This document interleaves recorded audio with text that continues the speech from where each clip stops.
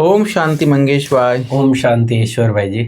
मंगेश भाई, आज 4/2/2026 की हम विशेष ज्ञान चर्चा में सोन्नति के लिए बाबा ने जो भी आज विशेष डायरेक्शन संगम युग का महत्व बाबा ने बताया है, बाबा ने पढ़ाई का महत्व बताया है।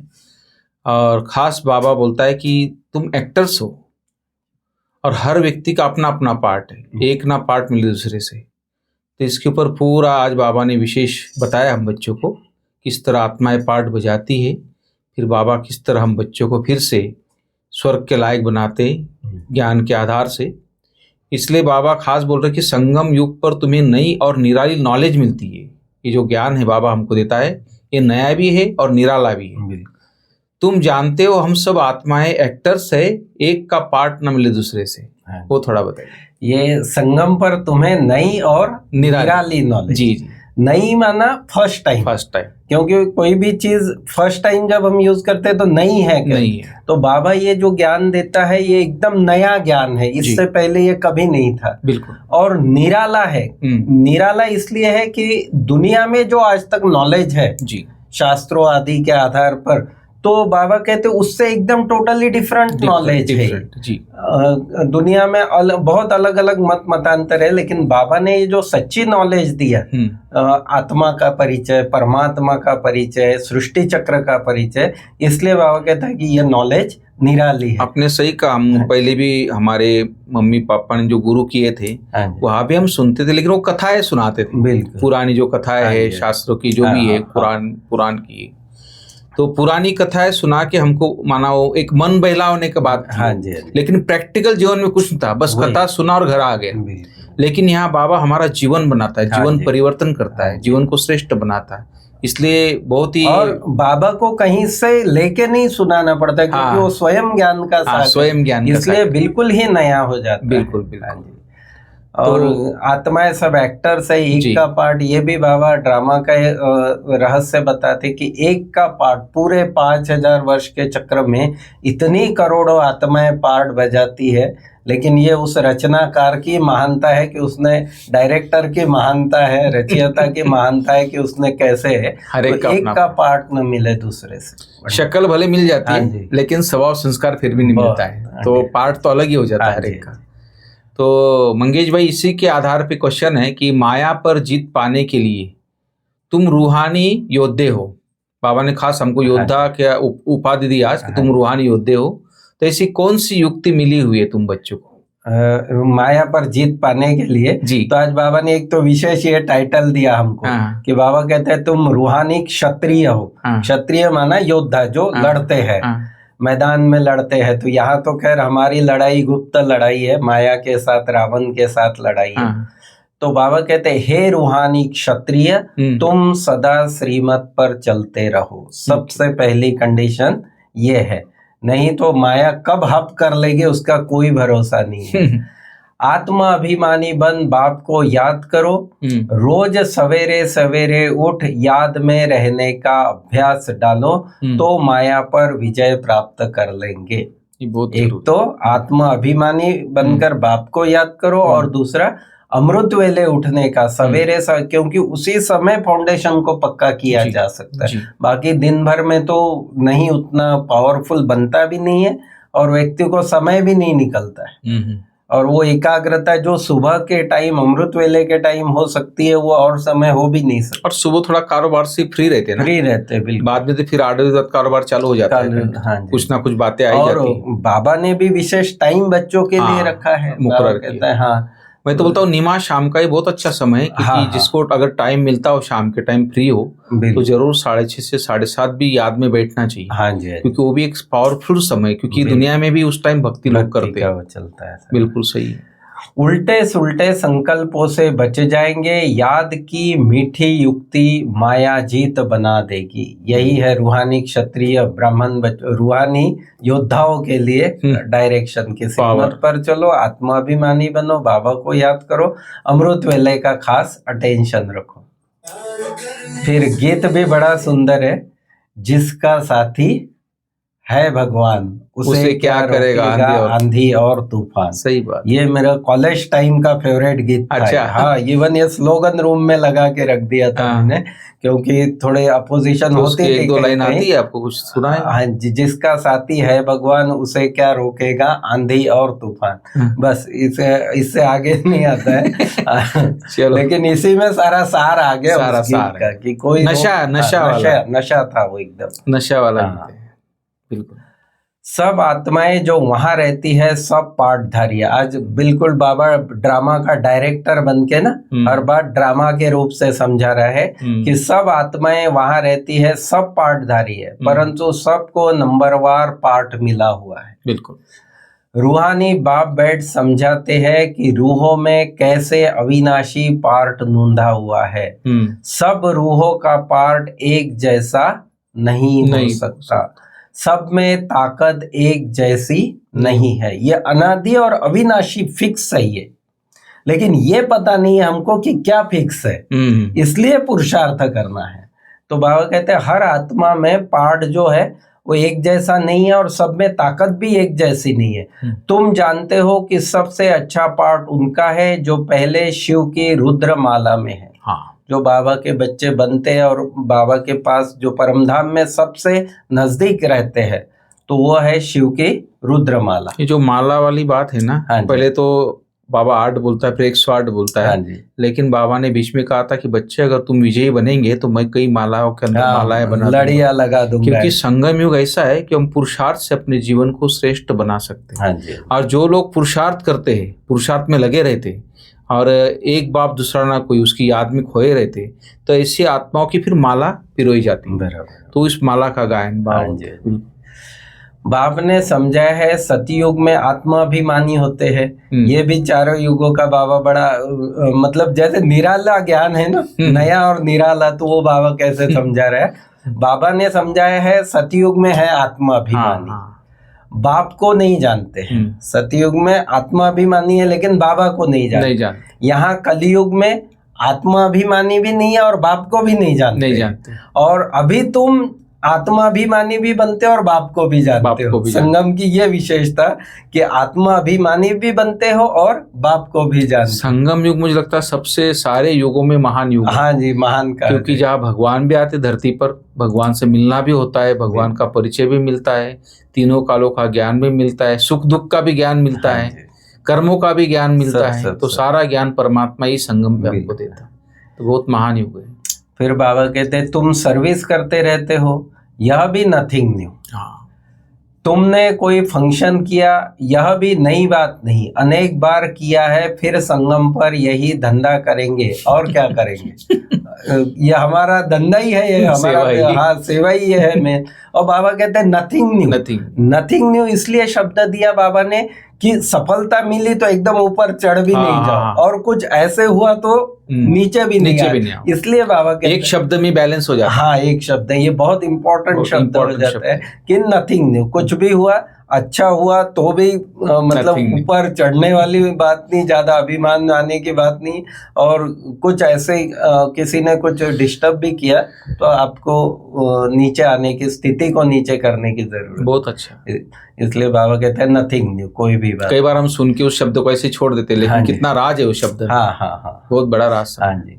हर बात में पुरुषार्थ करना होता है कि हम उनसे ऊपर जाए। माना बाबा कहते हैं कि एक दूसरे में संगठन में है तो जो अच्छे पुरुषार्थी है उनके साथ आप अपनी कंपैरिजन रखो, कंपेयर करो उनको कि वो अच्छा पुरुषार्थ कर रहा है तो मैं भी अच्छा पुरुषार्थ करूं।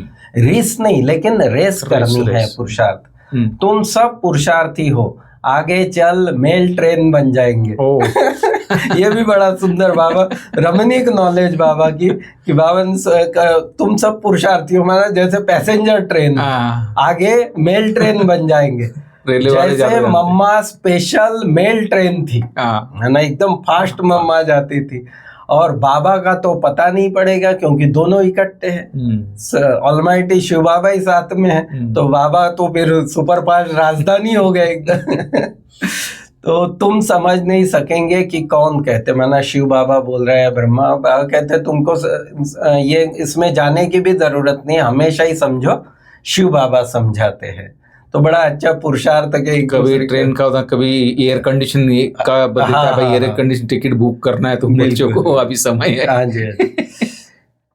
फिर बाबा कहता है, बाप कहेंगे या डॉक्टर निर्मला बच्ची बहुत अच्छी है।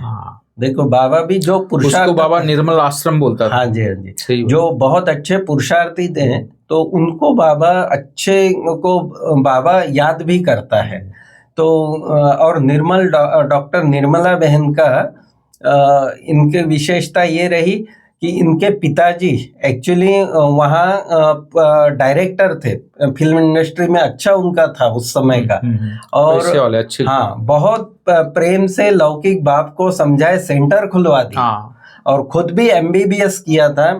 और उनकी बहुत ये थी अंदर दिल में लगन कि मैं गांव-गांव में जाके गरीबों की सेवा करूं। उन दिनों में MBBS करना बहुत बड़ी बात। हाँ, और उसके वो करने के बाद भी गांव तक जाना, गरीबों, रूरल एरिया, गरीबों तक जाना, तो वो उनका बहुत रहम दिल वाला। तो फिर बाबा से जब मिले तो बाबा ने कहा दोनों सेवाएं करो, रूहानी डॉक्टर और जिस्मानी डॉक्टर भी। तो पूरा एशिया को उन्होंने किया। हाँ जी, ऑस्ट्रेलिया से लेके पूरा सब जगह, एशिया पूरा उनके पास। बिल्कुल। बाबा कहते हैं यह भारत की सर्विस है, तुम भारत को स्वर्ग बनाते हो, इस भारत को नरक रावण ने बनाया। एक सीता कैद में नहीं थी, लेकिन तुम सब सीताएं रावण की कैद में हो।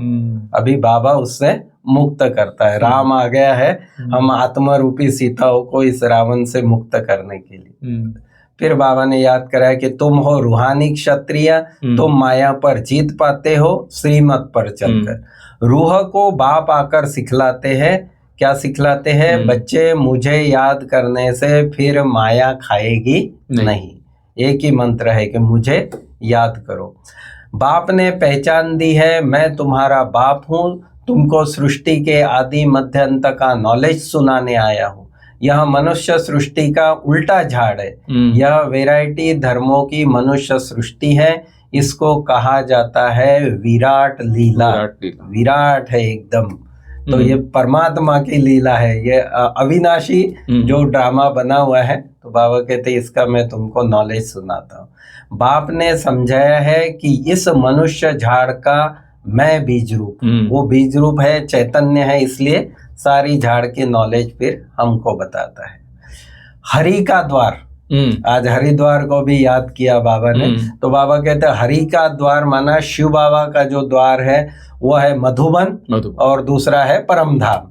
क्या वह बाप ही दुख हरता सुख करता है। हरि के द्वार में आएंगे तो ऑटोमेटिकली दुख खत्म हो जाएंगे, सुख मिल जाएगा। फिर वैजयंती माला सो विष्णु की माला, जो माला है हम सिमरन करते हैं। तो देखो इसका राज बाबा ने भक्ति मार्ग में भी वो चलाया है कि हरिद्वार में जाके पाप धुल जाता है। हाँ जी, हाँ जी, आत्मा शुद्ध पावन बन जाती है। जबकि पानी से तो शरीर स्वच्छ होता है, लेकिन वो भावनाएं लोगों की वो है, वहां जाने से लोग पाप धुल जाते। तो आज देखो बाबा ने क्लियर किया इस बात। हाँ, बाबा कहते हैं हरि का द्वार वास्तव में मधुबन है, और मधुबन में जो ज्ञान स्नान कर लेगा तो फिर आत्मा पावन। हाँ, आत्मा पावन बन जाए। और शिव बाबा हरि है। तो वैजयंती माला सो विष्णु की माला।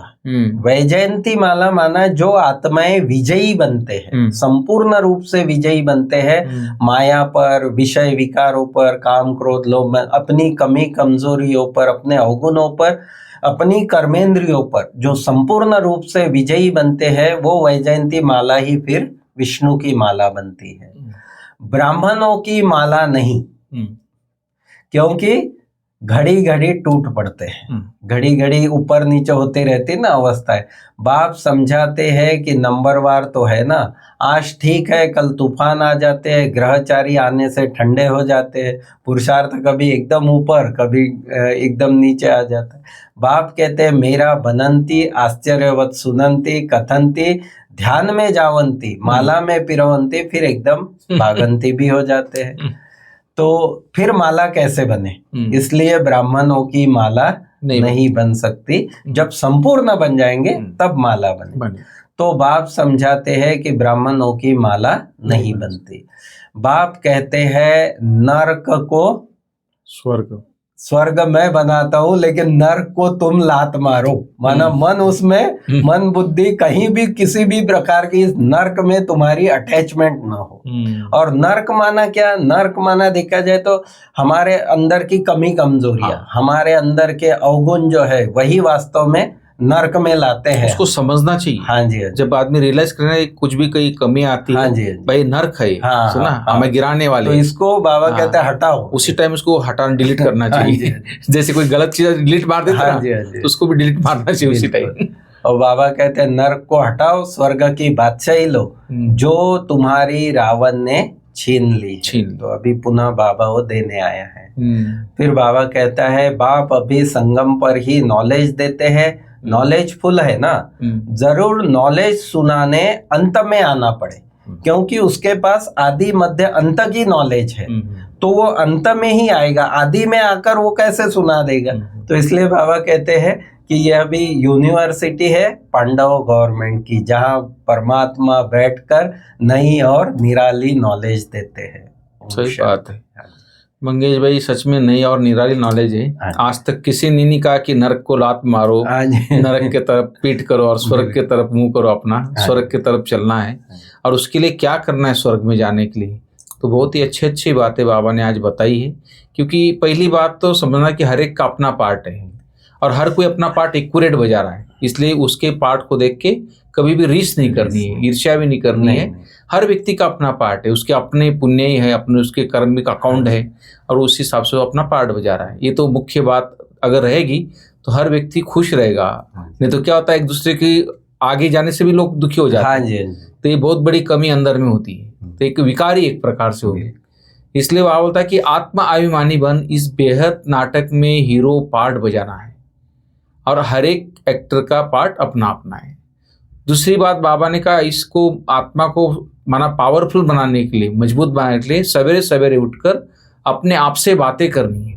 तो क्या बातें करनी है वो भी बाबा सुना रहे हैं हमको। ये अभ्यास जो करना है, इसमें बाबा बोलता है कि बाबा हम इन कर्मियों अंदर से अलग हूँ, मैं आत्मा बीज रूप, मैं अलग हूँ। बाबा आप कितने मीठे हो, आप हमें सृष्टि के आदि मध्य अंत की नॉलेज सुनाते हो। तो ये सब बाबा ने जो ज्ञान सुनाया हमको, इसका विचार सागर मंथन भी सुबह सुबह करना है, तो एक नशा चढ़ेगा। तो इस तरह बाबा बोलता कि अपने आप से बातें भी करनी है। और आज वरदान है मंगेश भाई, बाप के संस्कारों को अपना निजी संस्कार बनाने वाले व्यर्थ व पुराने संस्कारों से मुक्त हो। बिल्कुल, जो जिसने बाप के संस्कारों को अपना संस्कार बना लिया वो ऑटोमेटिक पुराने संस्कारों से और व्यर्थ से मुक्त हुए। कोई भी व्यर्थ संकल्प व पुराने संस्कार देह अभिमान के संबंध से है। आत्मिक स्वरूप के संस्कार बाप समान होंगे। इसलिए जो बाबा आत्म अभिमानी बनने पर जो बहुत जोर देता है ना, क्योंकि आत्मा एक बार अपने ओरिजिनल स्वरूप में आ गई कि वो है ही बाप समान जी। वो उसी प्रकार की, जैसे बाप सदा विश्व कल्याणकारी, परोपकारी, रहम दिल, वरदाता है, ऐसे स्वयं के संस्कार नेचुरल बन जाए। संस्कार बनना अर्थात संकल्प, बोल और कर्म स्वतः उसी प्रमाण चलेंगे जी। संस्कार अगर एक बार बन गया, कई बार हम कहते हैं ना मेरा तो संस्कार ही हो गया है इस प्रकार का, तो बाबा कहते हैं ये जो संस्कार है कल्याणकारी, परोपकारी, रहम दिल, वरदाता, अगर ये संस्कार आपने एक बार बना लिए तो संकल्प, बोल और कर्म स्वतः उसी प्रमाण चलेंगे। इसलिए बाबा कहते हैं फिर तो ऑटोमेटिक पुराना जो है वो खत्म हो जाएंगे। और स्लोगन भी बड़ा सुंदर है कि आत्मिक स्थिति में स्थित रहा, अपने रथ शरीर द्वारा कार्य कराने वाले ही सच्चे पुरुषार्थ। माना आत्मा अभिमानी बनने का ही मूल बात है इसमें भी। और फिर अव्यक्त इशारा है, एकता और विश्वास की विशेषता द्वारा सफलता संपन्न बनो। जैसे बाप ने आप सबको कोने कोने से ढूंढ कर निकाल लिया, अनेक वृक्षों की डालियां अब एक ही चंदन का वृक्ष हो गया। लोग कहते हैं 2-4 माताएं भी एक साथ इकट्ठी नहीं रह सकती, और आप माताएं यहाँ जो है बाबा के यज्ञ में माताएं सारे विश्व में एकता स्थापन करने के निमित्त बनी हो।